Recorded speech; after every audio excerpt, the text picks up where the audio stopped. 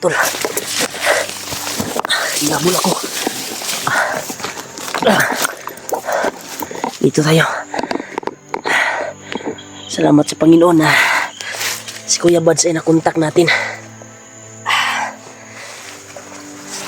At nagbigay po siya ng location kung saan siya ngayon. Kaya yun yung pakay natin tol. Hanapin natin si Kuya Buds. Dahil nandito na po ako sa area kung saan niya sinend yung location. Nasaan siya. Kaya sana magkita kami dito. Dahil dami pong kalaban kanina. Hindi na po ako nakabidyo. Nabol ako tol. Magbihis tayo. Grabe. Sana kay si Julio ngayon. Sana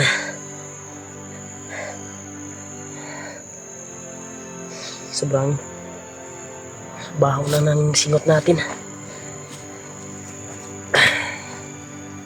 Bisong na tayo tol. Dahil nandito na tayo sa area kung saan ni Kuya Buds yung location na sinil niya. Kaya salamat po tayo na ligtas siya dahil nakalaban niya si Kuan daw tol, si Patrick, at nangangailangan siya ng tulong. Kaya hanapin natin si Kuya Buds dahil may plano po siya na hulihin namin si Patrick para mawala yung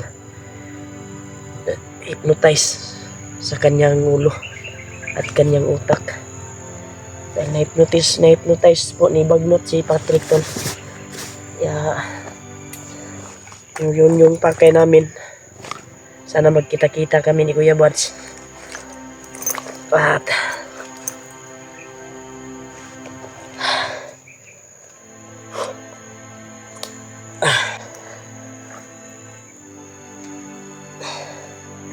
grabe yung intro kanina. At naagip ko sa mga bandido na may balak sila na hulihin si Kuantol, si Commander Julius. Dahil inubos daw ni Commander Julius yung bagong tauhan ni Commander Bagnot. Si Julius yung kuan nila, yung target nila ngayon na hulihin. Dahil yung mga tauhan na bagong recruit ni Commander Bagnot ay inubos daw. Aktual ko pong nahagip tol, narinig sa mga bandido na yung pakay nila ay si Commander Julius, yung inanap nila ngayon. Critical din yung buhay ni Commander Julius ngayon. Yan, nagpapasalamat po tayo kay Commander Julius na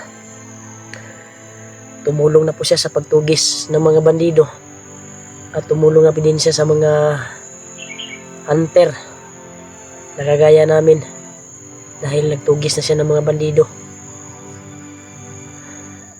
Ang mas maganda siguro na makita natin si Commander Julius at tanungin kung ano talaga yung mission niya na tinatapos.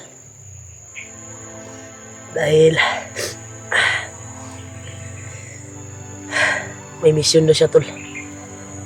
Yung nakita ko siya ba na sabay niya pinataob yung mga bandido. Sinabihan pa niya pa kami na wag daw kaming susunod dahil critical na area to. Kaya yun yung pakay natin ngayon. At sana magkita kami ni Kuya Buds.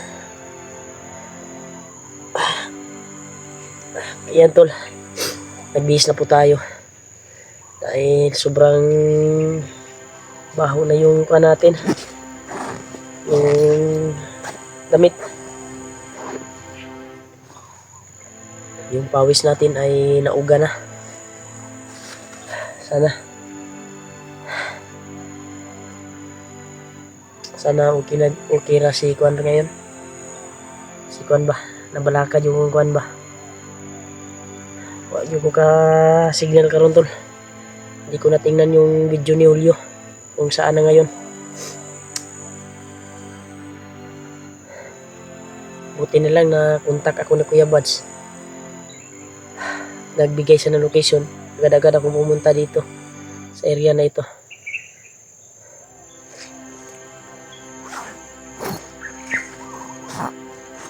Sana kaya yung yan, may pan pa tayo.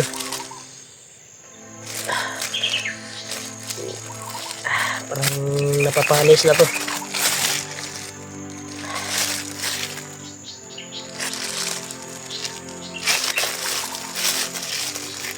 Yan tol, kain po tayo ng pan. Na kumpensa sa kuwan, pasmo.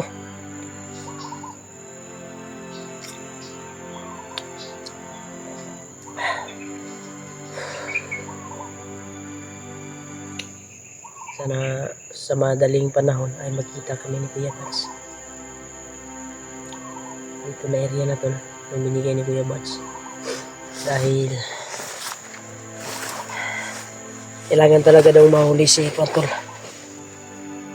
Mahuli si Patrick. Dahil sobrang lakas na ni Patrick ngayon. Hypnotize at binigyan ng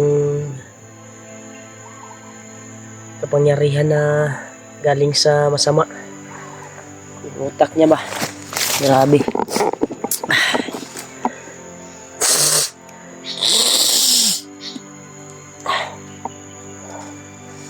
Yeah, dito siguro tayo nadaan sa kabila.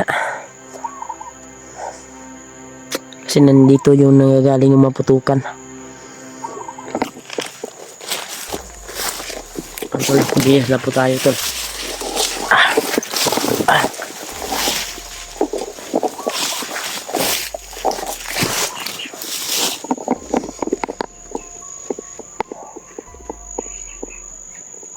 Maniid muna tayo. Kasi hindi natin alam yung panito, baka lumusog bigla yung mga kalaban. Kaya kung makita na tayong commander ngayon, ay wag muna tayong palas-dalos. Dahil hindi natin alam yung kuwan nila, balak. Sana makita na kami ni Kuya Buds sa lalong madaling panahon. Baka huli namin si Patrick. Dahil yung pakay ni Kuya Buds kasi ngayon eh. Dahil sinundan daw niya si Patrick tol. Sabi niya, tumawag sa akin, sinundan daw niya.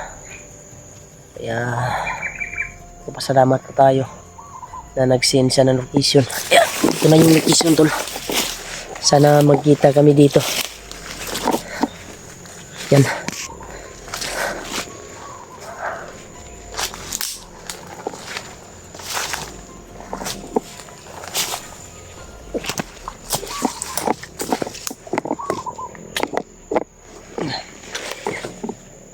Ano si Mangwan?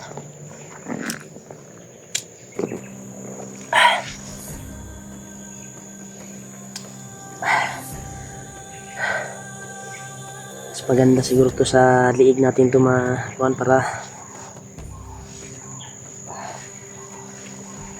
kuhan ba?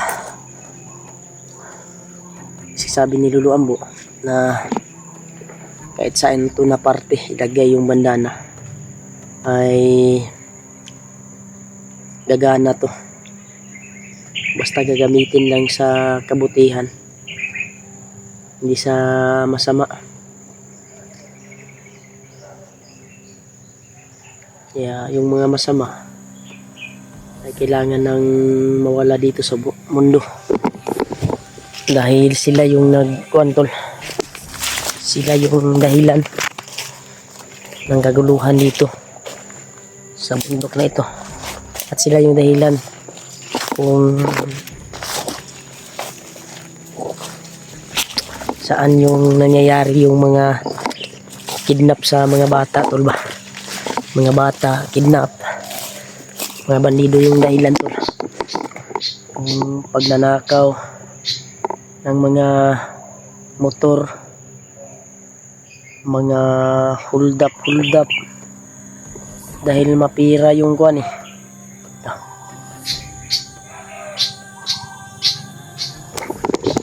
May kalaban to. Tatamaan natin to ng huwag tayong kumpiyansa.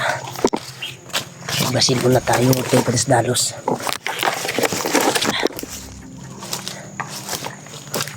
Yan o, may mga motor tol.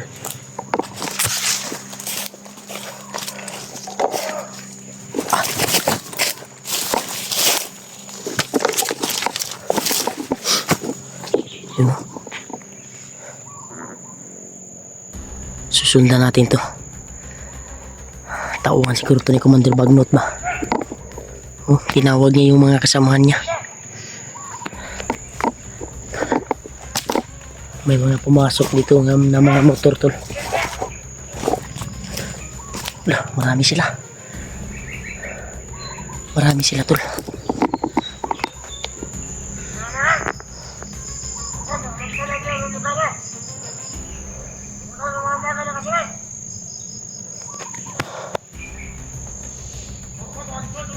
Ano, marami sila dito talaga. Ito na yung location tol. Kung saan yung area na sinil ni Kuya Bards. Kaya di natin ito papatagalin to. Hanap muna tayo ng tiyempo dahil matataas na baril yung mga kuha nila dala. Oh, yun yung iso, yung tatlo na sa unahan tinawag niya.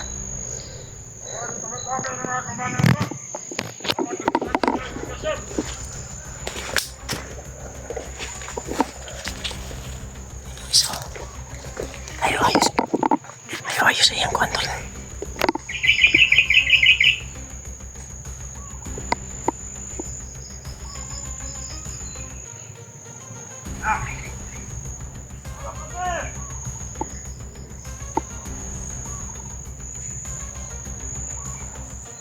Pumasok sa doon banda.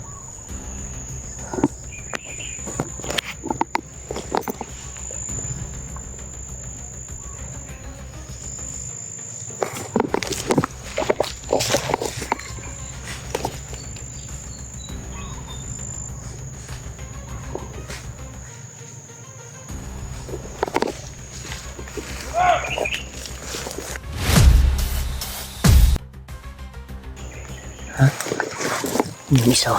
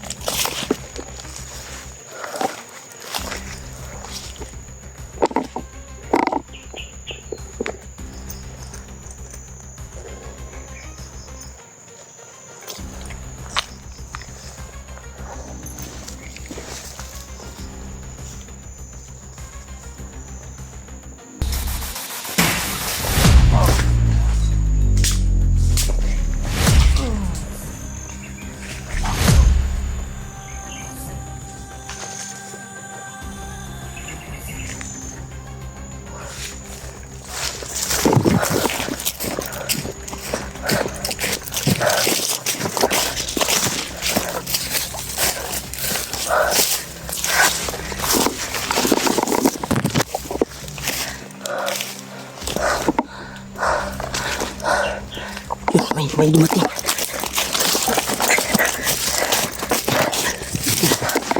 Tinignan yung kantor. Tinignan yung napatay ko, tinignan nila. Yung sila. Tinignan nila yung napatay ko tol. Alerto sila. Yung sila sa kabila. Pumasok.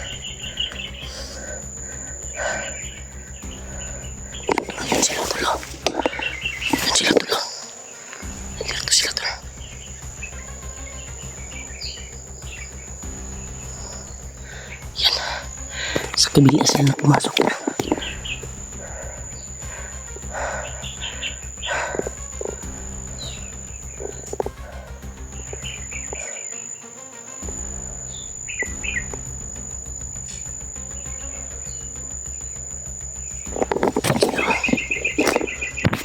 Iba din yun, no? Marami nakakalat dito tol.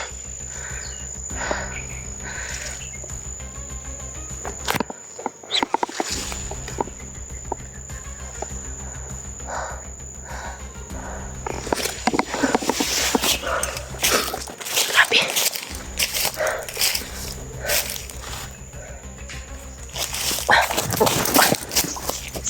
Silingki lang yung gamit natin dahil marami sila. Baka malilito sila ba?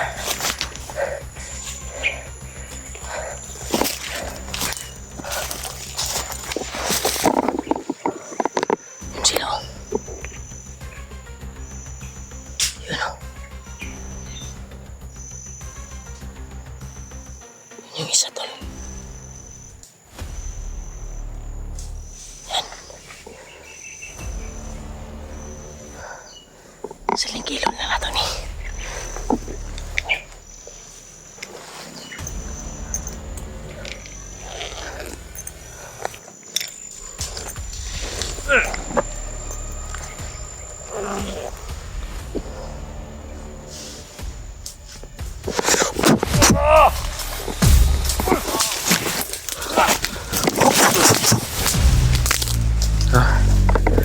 Kala nyo marami sila to.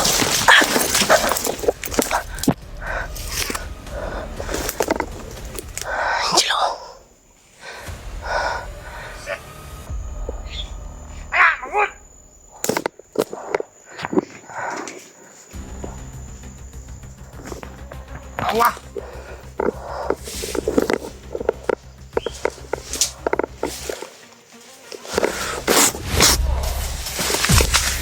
Pas. Marami sila dito. Ito na yung lokasyon tol kung saan sinid ni Kuya Buds. Ito na yung lokasyon. Tamang-tama na. Yun, putukan. Parang putok yun ni Kuya Buds ba? Doon tayo.